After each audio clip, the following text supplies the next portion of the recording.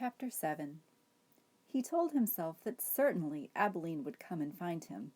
This, Edward thought, is much like waiting for Abilene to come home from school.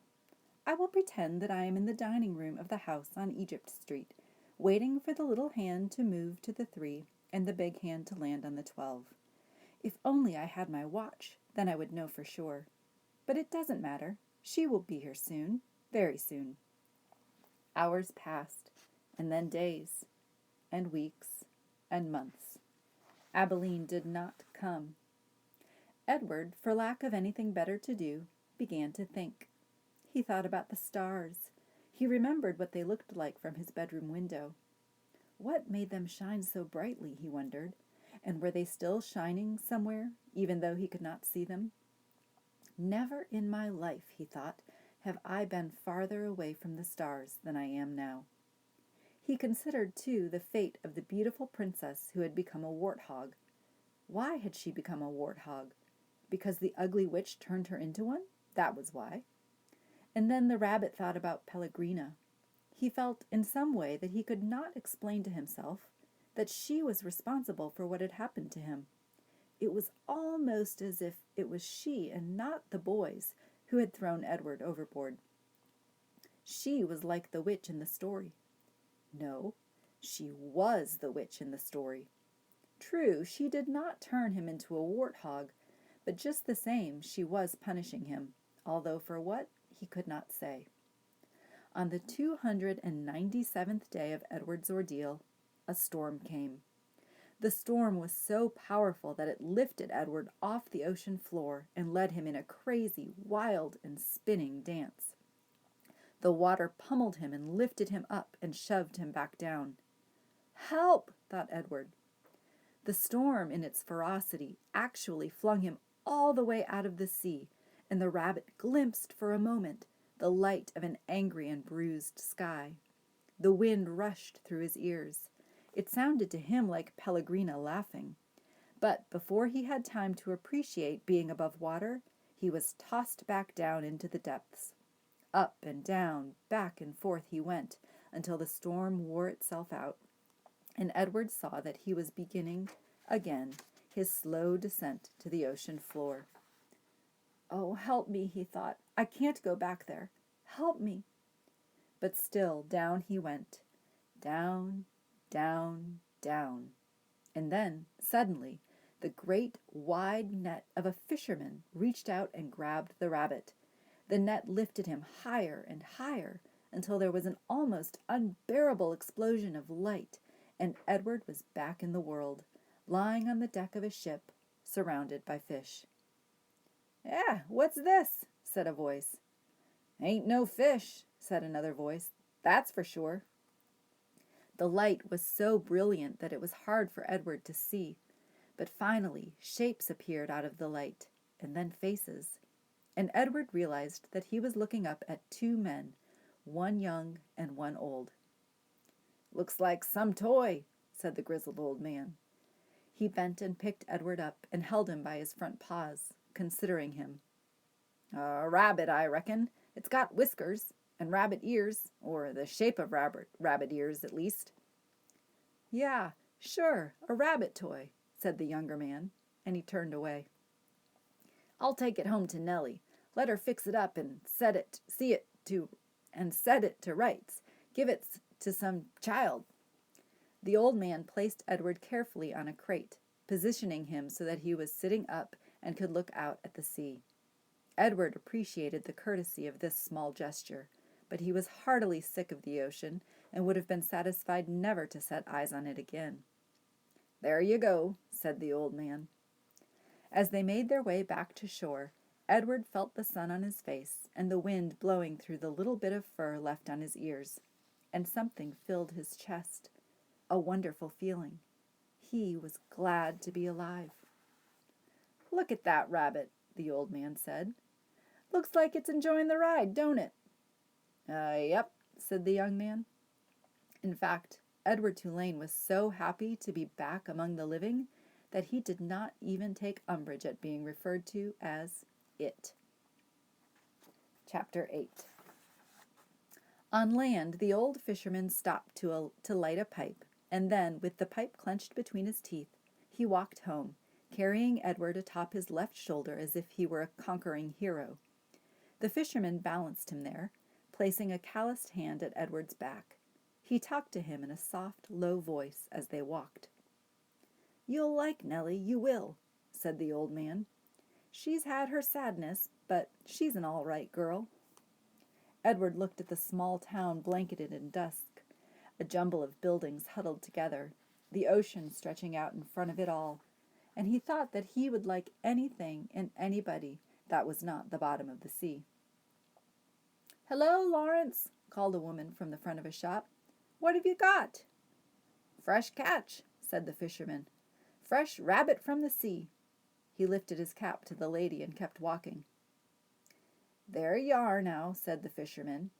He took the pipe out of his mouth and pointed with the stem of it at a star in the purpling sky. "There's your North Star right there. Don't never have to be lost when you know where that fellow is." Edward considered the brightness of the small star. "Do they all have names?" he wondered. "Listen at me," said the fisherman. "Talking to a toy. Oh, well, here we are then." And with Edward still on his shoulder, the fisherman walked up a stone-lined path and into a little greenhouse. "Look here, Nellie," he said. "I've brought you something from the sea." "I don't want nothing from the sea," came a voice. "Ah, now don't be like that, Nell. Come and see, then." An old woman stepped out of the kitchen, wiping her hands on an apron. When she saw Edward, she dropped the apron and clapped her hands together and said, "Oh, Lawrence, you brung me a rabbit." "Direct from the sea," said Lawrence. He took Edward off his shoulder and stood him up on the floor and held on to his hands and made him take a deep bow in the direction of Nellie. "Oh," said Nellie, "here." She clapped her hands together again and Lawrence passed Edward to her. Nellie held the rabbit out in front of her and looked him over from tip to toe. She smiled. "Have you ever in your life seen anything so fine?" she said. Edward felt immediately that Nellie was a very discerning woman. "She's beautiful," breathed Nellie. For a moment, Edward was confused. Was there some other object of beauty in the room? "What will I call her?" "Susanna," said Lawrence. "Just right," said Nellie. "Susanna." She looked deep into Edward's eyes. "First off, Susanna will need some clothes, won't she?" Chapter 9. And so Edward Tulane became Susanna. Nellie sewed several outfits for him, a pink dress with ruffles for special occasions, a simple shift fashioned out of a flower-covered cloth for everyday use, and a long white gown made of cotton for Edward to sleep in. In addition, she remade his ears, stripping them of the few pieces of fur that remained and designing him a new pair. "Oh," she told him when she was done, "you look lovely." He was horrified at first. He was, after all, a boy rabbit. He did not want to be dressed as a girl. And the outfits, even the special occasion dress, were so simple, so plain. They lacked the elegance and artistry of his real clothes. But then Edward remembered lying on the ocean floor, the muck in his face, the stars so far away, and he said to himself, "What difference does it make, really? Wearing a dress won't hurt me." Besides, life in the little green house with the fisherman and his wife was sweet. Nellie loved to bake, and so she spent her day in the kitchen. She put Edward on the counter and leaned him up against the flour canister and arranged his dress around his knees. She bent his ears so that he could hear well. And then she set to work, kneading dough for bread and rolling out dough for cookies and pies.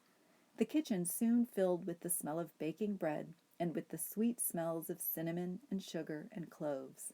The windows steamed up, and while Nellie worked, she talked. She told Edward about her children, her daughter Lolly, who was a secretary, and her boys, Ralph, who was in the army, and Raymond, who had died of pneumonia when he was only 5 years old. "He drowned inside of himself," said Nellie. "It is a horrible, terrible thing.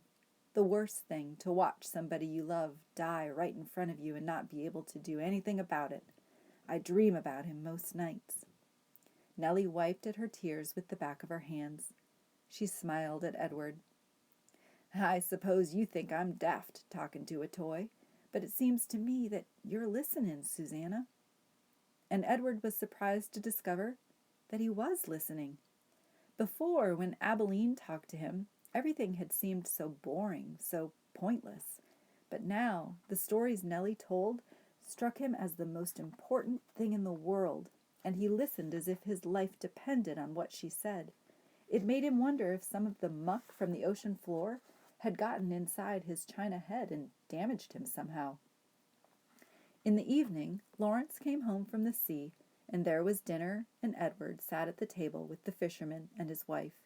He sat in an old wooden high chair, and while at first he was mortified, a high chair, after all, was a chair designed for babies, not for elegant rabbits, he soon became used to it.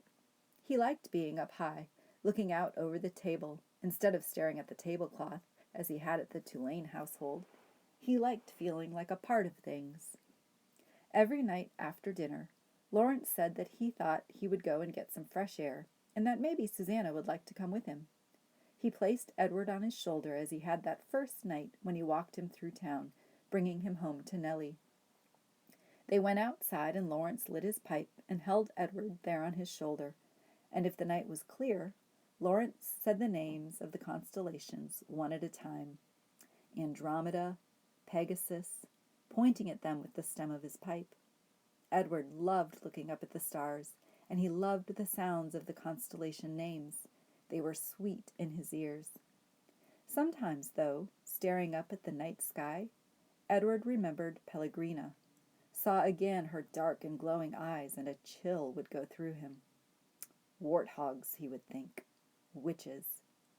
But Nellie, before she put him to bed each night, sang Edward a lullaby, a song about a mockingbird that did not sing, and a diamond ring that would not shine, and the sound of Nellie's voice soothed the rabbit, and he forgot about Pellegrina.